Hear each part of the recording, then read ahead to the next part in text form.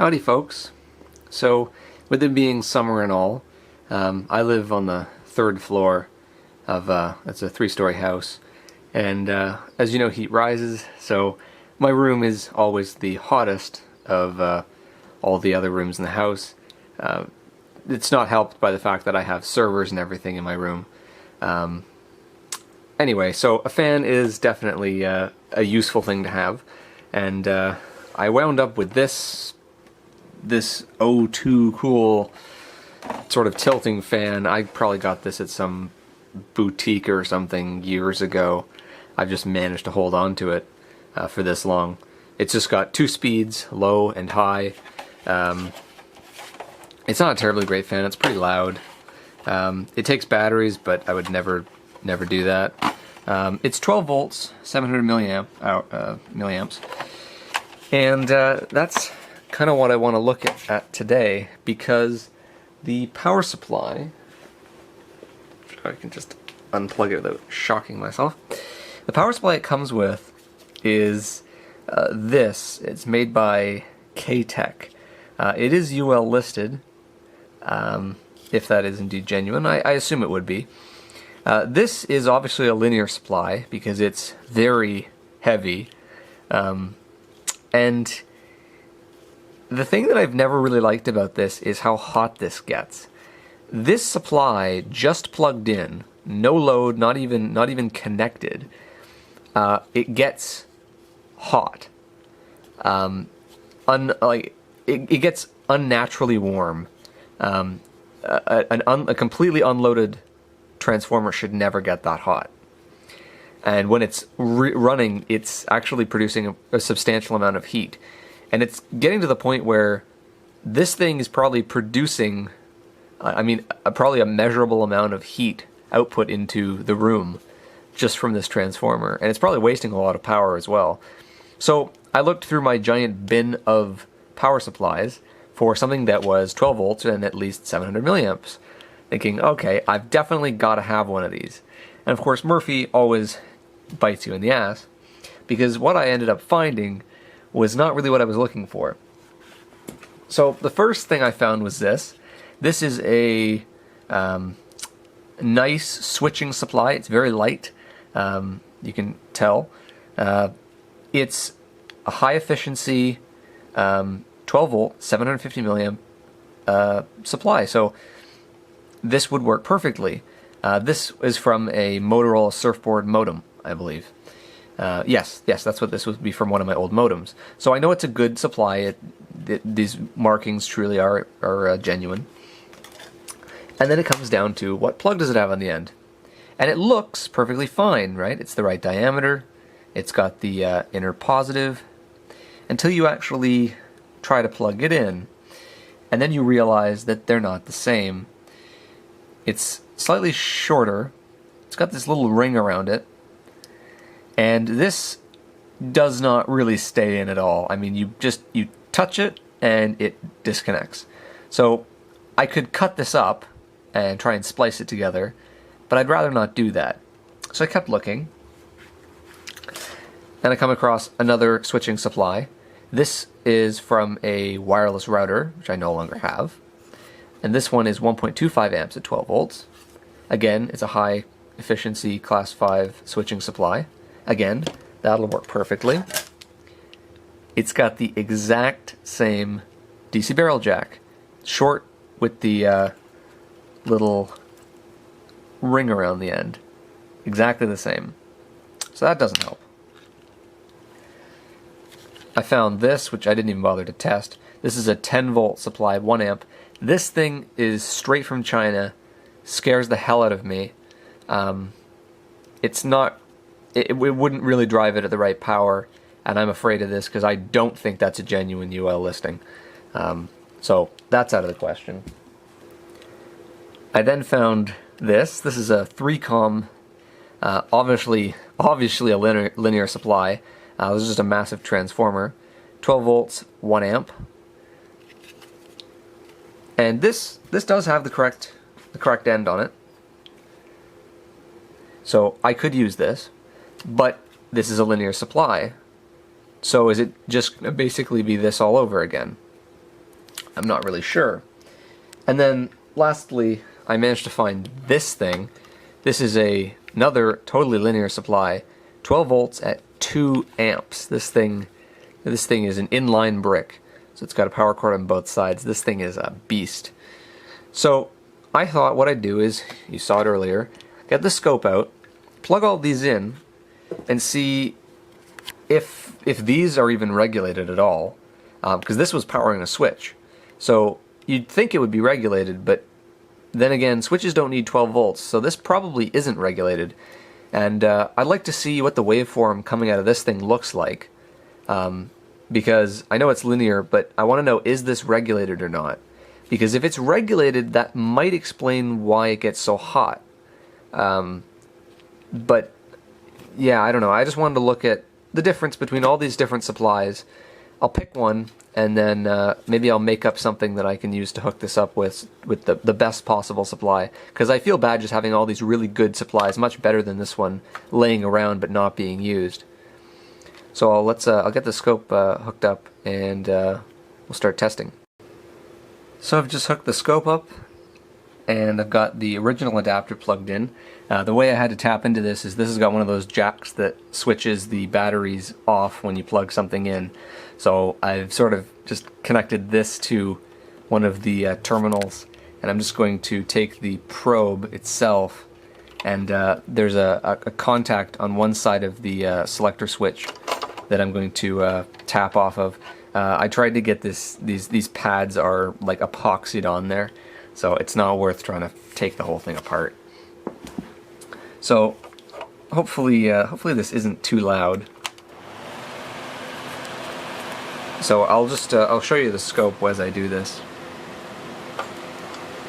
So this is 5 volts per division, DC coupled, and you can see from the measurements on the right there, our RMS voltage is 11.2, 11.4 volts or so, and we're getting quite a bit of ripple.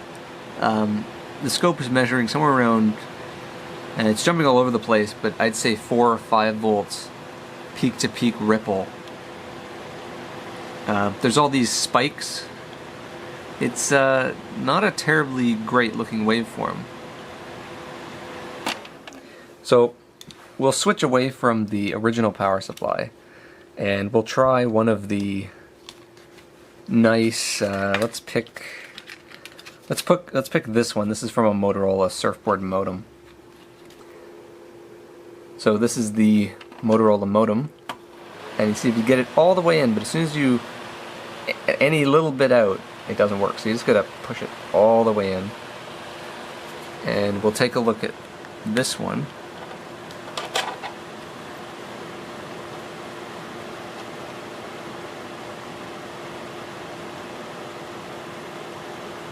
Now this one has it's 10.6 volts RMS, so it's a little bit lower than the other. And we still get spikes. Almost all of those spikes are due to they've got to be due to the motors, probably the brushes in the motor. A little bit of arcing that's probably going on. Obviously it's much better. It's sufficiently better regulated. But it's not, I'd say that's not really even close to 12 volts. Obviously I want 12 volts so that I can, maximize the output of this fan. So that's not great. So next up we have the other switching supply from the wireless router. This is a 1.25 amp supply with the same weird plug.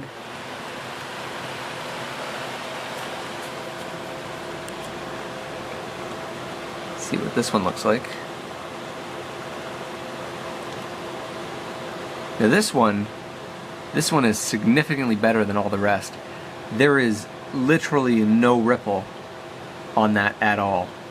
I see zero ripple, and our RMS voltage is 11.8 volts. So that is actually an excellent supply. So yes, this is by far the best supply I've used. Who makes this, actually? Out of curiosity, this is an Amigo. Now this at least has a very nice output. I can't speak for the insides, but definitely the best supply I've tested. So now this is where things may get interesting. This is the giant linear supply for an old switch, and I get the feeling that this is unregulated, but I guess we'll find out.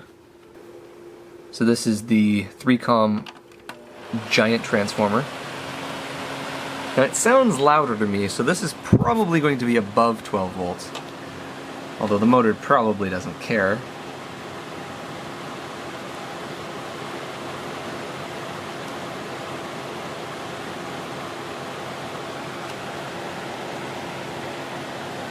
Oh, that looks lovely. So I could say right away that this is definitely not a regulated supply. That looks like it's coming directly out of a half-wave bridge rectifier. Oh man, I really need 2 hands for this. Because then I'd measure the frequency of that to see if it's full or half-wave rectified. I would assume it's full-wave rectified because it's 1 amp. But yeah, our RMS voltage, even with all this considered, is 13.4 volts. Unfortunately, that's very bright, and my camera doesn't like it too much.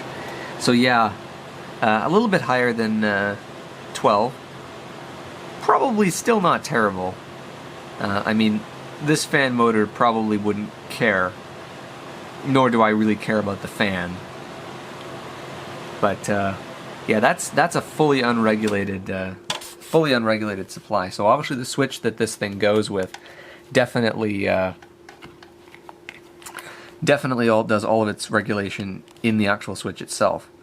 So this actually still might not be a bad replacement for the original supply, because this thing obviously has some rectification, but it takes a ridiculous amount of power to do it. Whereas this is just a transformer, so if the fan's off, this will basically leak nothing. And I like that. So we have one final supply, and that is this giant 40-watt, just basically transformer in a cable.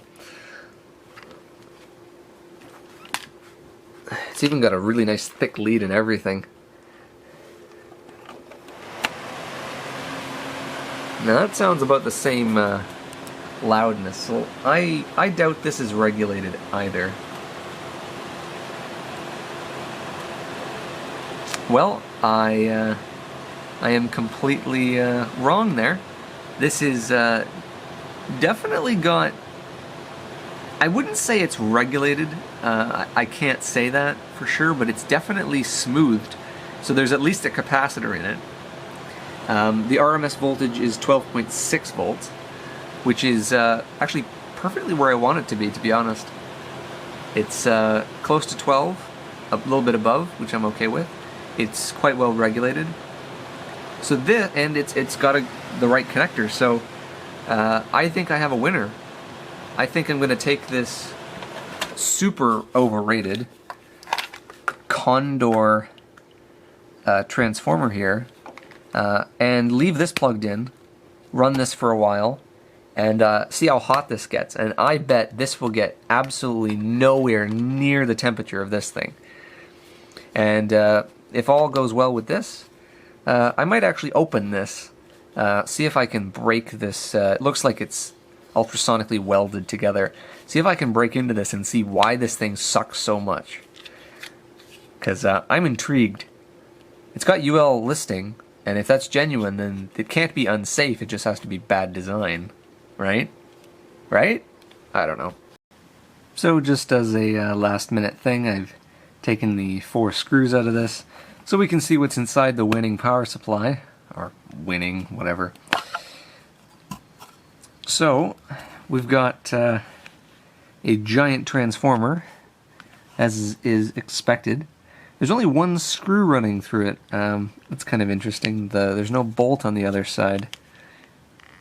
See straight through it.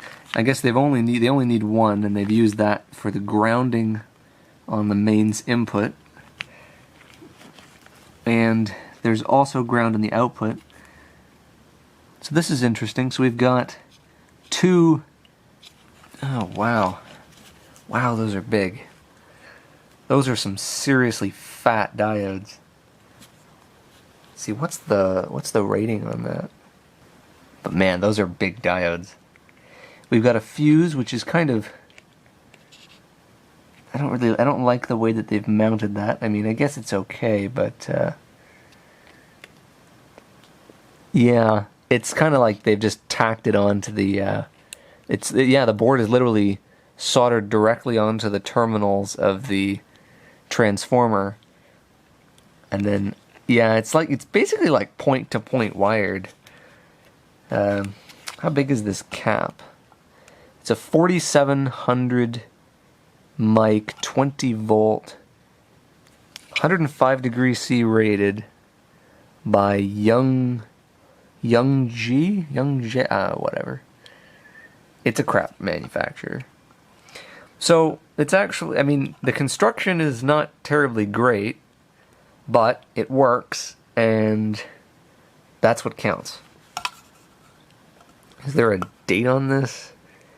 No, it's a little bit too crappy for a date. Because I'd love to know how old this is. It almost looks like it's. I'm not sure what these came out of. I have two of these, so I definitely got these from somebody, but I have no idea what piece of equipment they were running, and I'm not sure why they're not switching supplies. If it's because of age or if it's because of some other reason. Anyway, so hopefully you found that interesting. Thanks for watching.